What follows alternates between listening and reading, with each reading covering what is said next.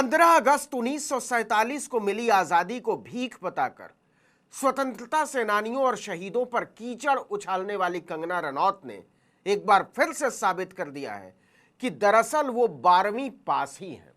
कई बार 12वीं पास लोग भी बुद्धिमान होते हैं, लेकिन कंगना बार बार यह साबित करती रहती हैं कि बुद्धि और समझदारी से उनका बहुत तगड़ा वाला बैर है।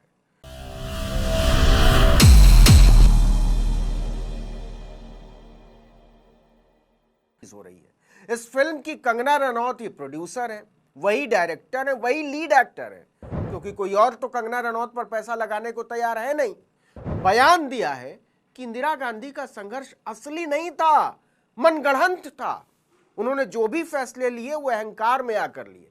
कंगना ने कहा कि इंदिरा गांधी एक विशेषाधिकार प्राप्त और नेपोटिज्म वाले बैकग्राउंड से थी, फिर भी खुद को साबित करने की जिद पर अड़ी रही, लेकिन उनमें अपना पद संभाल पाने के बराबर मैच्योरिटी नहीं थी, परिपक्वता नहीं थी। वैसे एक लिहाज से बिल्कुल ठीक कह रही है कंगना रनौत,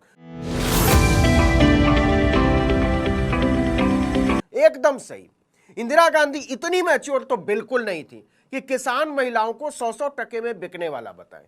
इंदिरा इतनी मैच्योर तो नहीं थी कि दूध पीने की उम्र में ड्रग्स फूके और फिर दांत चियार कर टीवी पर इसका ऐलान भी करे। इंदिरा इतनी मैच्योर तो बिल्कुल नहीं थी कि तापसी पन्नू और स्वरा भास्कर जैसी साथी महिला कलाकारों को बी ग्रेड की एक्ट्रेस बोले, शबाना आजमी जैसी दिग्गज कलाकार को टुकड़े टुकड़े गैंग का हिस्सा बताएं।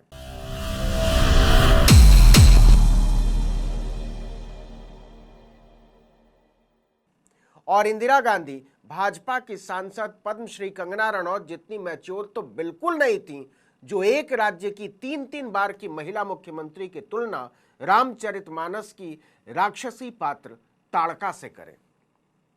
ममता बनर्जी के बारे में बात कर रहा हूं। इसलिए अगर कंगना कह रही हैं कि इंदिरा गांधी ने कभी संघर्ष नहीं किया, तो अपनी बुद्धि के हिसाब से ठीक ही बोल रही हैं।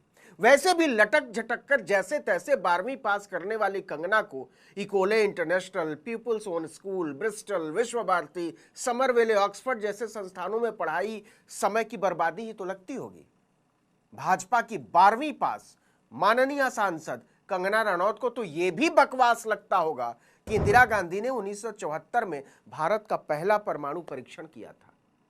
अगर उन्होंने ड्रग्स लेने की जगह बचपन में थोड़ी पढ़ाई लिखाई की होती तो उन्हें पता होता कि 1969 में 14 राष्ट्रीय बैंकों का राष्ट्रीयकरण करके इंदिरा गांधी ने क्रांति कर डाली थी। इन बैंकों में देश का लगभग 70% रुपया जमा था। इसके 2 साल बाद इंदिरा गांधी ने पाकिस्तान के 2 टुकड़े कर डाले, उसी के बाद बांग्लादेश बना। कंगना को पता ना हो तो दिल्ली में बैठी वहां की प्रधानमंत्री शेख हसीना से पूछ लें कि आपके पापा ने बांग्लादेश किसके दम पर आजाद कराया था। बुजुर्ग ठीक कहते हैं कि मूर्खों को कुछ पैसे दे दिया करो, समझाने की कोशिश मत करो उनको, क्योंकि वो अपने आप को अज्ञानी मानने को हरगिज तैयार नहीं होंगे।